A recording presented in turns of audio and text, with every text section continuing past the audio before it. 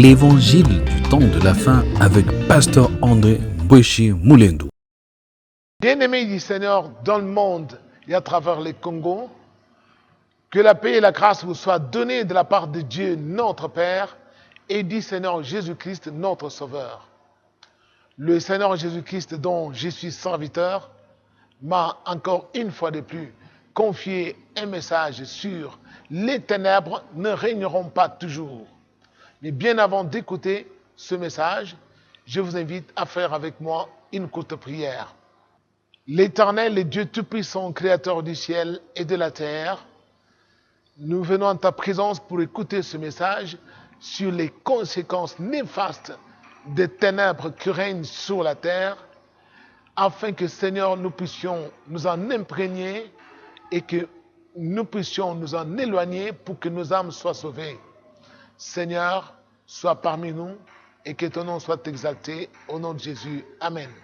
Ce message se trouve dans les livres du prophète Ésaïe au chapitre 8, au verset 23 et au chapitre 9, le verset 1 et le verset 5. Mais les ténèbres ne régneront pas toujours sur la terre où il y a maintenant des angoisses. Si un premier temps a rendu négligeable le pays des Zabulon et le pays de Nephtali, le temps à venir donnera de la gloire à la route de la mer au-delà du Jourdain, au territoire des nations.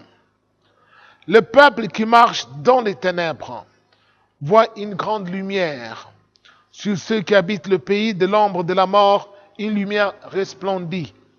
Car un enfant nous est né, un fils nous est donné, et la souveraineté reposera sur son épaule. On l'appellera admirable, conseiller, Dieu puissant, Père éternel, Prince de la paix. Bien-aimés du Seigneur, ainsi que nous venons de lire les Écritures, bien longtemps avant, les ténèbres régnaient sur la terre.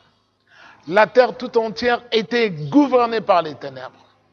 Et qui dit ténèbres, dit Satan.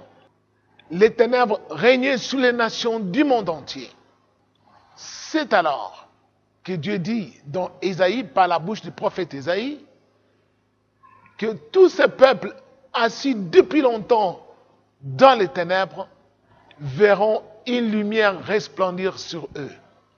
Et on décrit la lumière, que quand cette lumière viendra, c'est l'enfant qui naîtra. Cette lumière, c'est un enfant qui naîtra.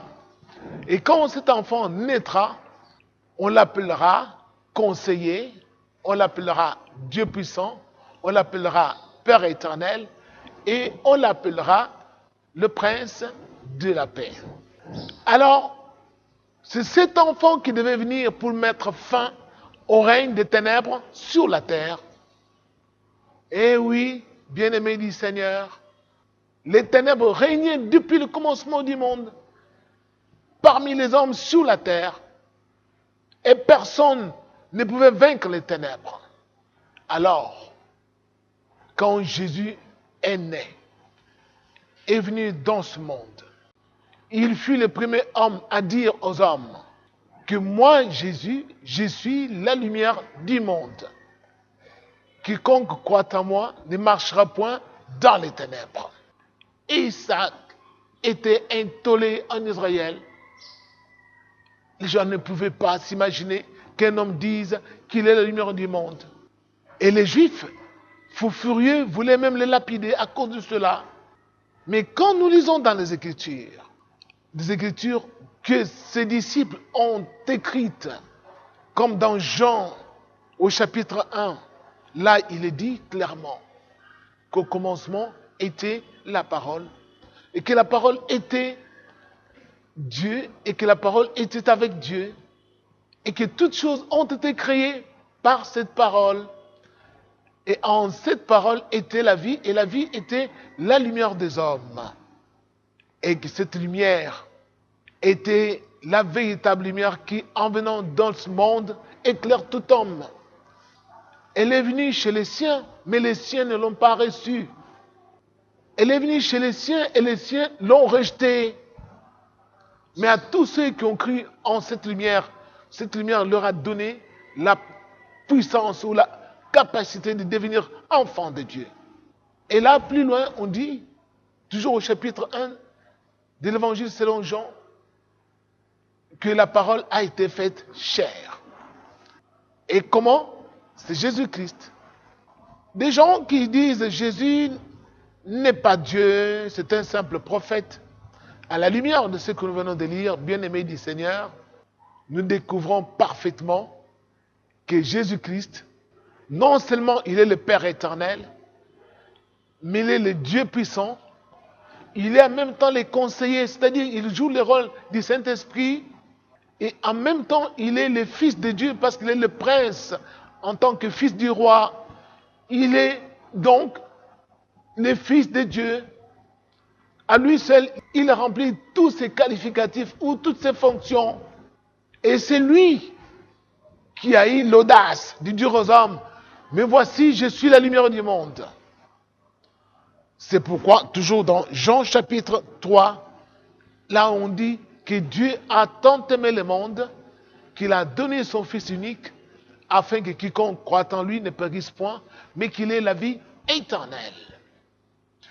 Et on dit que quiconque fait le mal ne vient pas à la lumière. Tout celui qui fait le mal, il fuit la lumière. Bien-aimé du Seigneur, cette lumière, ce n'est pas une lumière du courant électrique. C'est une lumière céleste. C'est une lumière spirituelle. Car Dieu est esprit. Nous pouvons voir cette lumière quand, lorsque nous dormons, lorsque notre corps est endormi et que notre esprit qui est en nous est en train de voir des choses. Et celui qui a reçu la parole de Dieu en lui, tout celui qui croit en Dieu, qui croit en Jésus-Christ, qui a reçu cette parole de l'évangile en lui, cette personne-là se verra toujours éclairée par une lumière dans sa maison. Qu'il fasse nuit, qu'il pleuve, en dormant, la personne rêvera toujours sa maison étant éclairée par une lumière. Mais beaucoup de gens qui n'ont pas reçu le message de Dieu, qui ont rejeté l'évangile, qui ne croient pas en Jésus-Christ, que rêvent-ils lorsqu'ils dorment? Ils rêvent, ils sont dans la nuit. Ils rêvent les maisons où ils habitent, il fait noir. Et ils rêvent même les églises où ils prient, il fait nuit ou il fait noir. Ou soit ils rêvent, tout le monde est endormi, mais dans le noir. Tous ceux qui voient cela, bien-aimés, écoutez-moi, le Seigneur envoie ce message en ce jour pour que tous ceux qui rêvent dans leur esprit au moment où ils dorment, ils sont privés de lumière, ils marchent dans la nuit, ils marchent dans les ténèbres, qu'ils sachent qu'ils n'ont pas encore reçu Jésus-Christ dans leur vie et qu'ils sont sans Dieu. Et ils sont sous la domination des ténèbres, c'est-à-dire ils sont sous la domination du diable. Et que le diable peut faire d'eux ce qu'il voudra, les tuer, les martyriser, et leur arracher même les biens, et les empêcher même de prospérer, et introduire même des maladies dans leur corps. Pourquoi? Parce que tous ces gens qui voient qu'ils sont dans le noir doivent savoir qu'ils sont privés de la lumière céleste. C'est pourquoi la Bible est claire. Paul, par la sagesse que Dieu lui a donnée, a enseigné aux Romains en leur disant, nous devons nous dépouiller des œuvres de ténèbres, revêtir les armes de lumière. Les œuvres de ténèbres qui sont telles, c'est l'impudicité, la colère, la méchanceté, l'amour de l'argent, la luxure, la haine, les tribalismes, la xénophobie. Tandis que les armes de lumière, c'est quoi? C'est l'amour, c'est la prière, c'est la foi en Dieu, c'est la vérité que nous devons pratiquer tous les jours. Bien-aimés du Seigneur, Le Seigneur envoie ces messages dans ce jour pour que vous puissiez avoir le temps de choisir. Ou soit, en quittant ce monde ou cette terre, au moment où nous arriverons à la fin de notre vie, vous irez dans un règne de lumière auprès de Dieu qui est lumière, ou soit vous irez dans un règne de ténèbres auprès du diable qui est l'ange des ténèbres. Et cela doit commencer maintenant. Beaucoup de gens rêvent, on les pourchasse dans leur sommeil, ils fuient, et quand ils fuient, ils arrivent à un endroit, ils cherchent un endroit ténébreux pour s'y abriter. Pourquoi ils cherchent les ténèbres? Parce qu'ils sont des ténèbres. Paul dit dans Éphésiens qu'autrefois vous étiez ténèbres, maintenant vous êtes lumière. Produisez des fruits dignes des lumières, comme des enfants de lumière. Bien-aimé du Seigneur, tout enfant de lumière doit savoir qu'un jour, Dieu nous appellera pour être jugés. C'est ce qu'on appelle aussi fête des noces. Mais avant d'entrer dans cette fête des noces, nous devons revêtir, avoir des habits de fête, c'est-à-dire la sainteté. Tout celui qui rêve dans son sommeil est habillé en lambeau, en néon, il est habillé en noir, en rouge. Il doit savoir que jusqu'à présent, il n'a pas revêtu la sainteté parce qu'il n'obéit pas au commandement de Dieu. Dieu parle toujours par sa parole. Les images qu'il nous donne en songe sont conformes à sa parole. Mais la Bible dit, Dieu parle tantôt d'une manière, tantôt d'une autre, par des songes, par des visions nocturnes. Mais les hommes n'y prêtent point attention. Il leur parle pour les détourner de la mort. Beaucoup de gens rêvent ces choses. Ils se voient dans les noirs. Ils voient les églises où ils prient, ils sont dans les noirs. Les pasteurs sont assis dans les noirs. Mais ils se réveillent le matin et ils y vont. Ils disent que c'est notre église. Non, bien-aimés. Le Seigneur envoie ce message ce matin pour que chacun puisse l'invoquer. Lui, Dieu qui est lumière. Il faut l'invoquer au nom de Jésus-Christ et lui dire, Seigneur, montrez-moi l'état spirituel de mon église. Montrez-moi l'état spirituel de ma maison, de ma famille. Est-ce que là où je suis, il y a la lumière ou il n'y a pas de lumière? Il est grand temps, bien-aimé du Seigneur. David dit, Seigneur éternel, ta parole est une lampe qui éclaire mon chemin. Lorsque nous mettons en pratique les commandements de Dieu, on rêvera toujours dans notre sommeil, notre chemin est éclairé. Mais lorsque vous rêvez, vous étiez dans une lumière, et puis soudain dans votre sommeil, vous vous apercevez que le courant est coupé ou la lumière s'est éteinte. Qu'est-ce que cela signifie? Dieu vous montre par là que vous marchiez avec Dieu, mais maintenant vous l'avez abandonné par les actes abominables que vous avez posés ou par les péchés que vous avez commis. Alors Dieu s'est retiré. Et quand il se retire, vous devez voir des ténèbres vous envahir. Jésus a dit, tout homme qui le suit comme disciple doit savoir qu'il est la lumière du monde. Les disciples sont appelés à être lumière du monde. Où qu'ils aillent, leur lumière doit luire parmi les hommes. Ils doivent éclairer tous les hommes.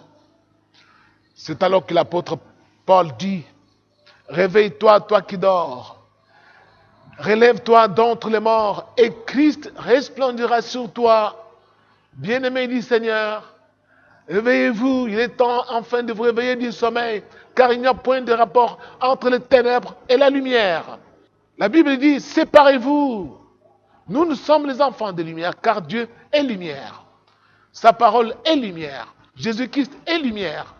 À vous de choisir la lumière pour que vous ayez la victoire sur le diable, qui est l'ange des ténèbres, car les ténèbres ne règnent plus sur la terre, car tout pouvoir a été donné dans les cieux et sur la terre à la lumière et à ces enfants que nous sommes.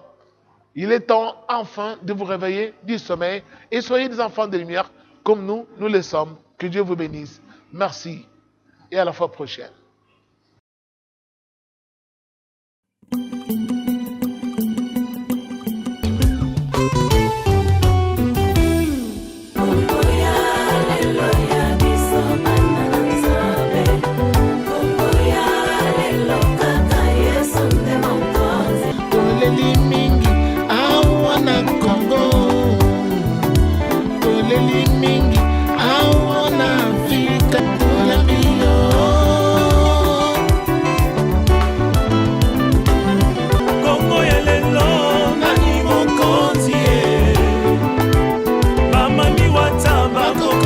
lisusu te bato soloka bakokonza lisusu te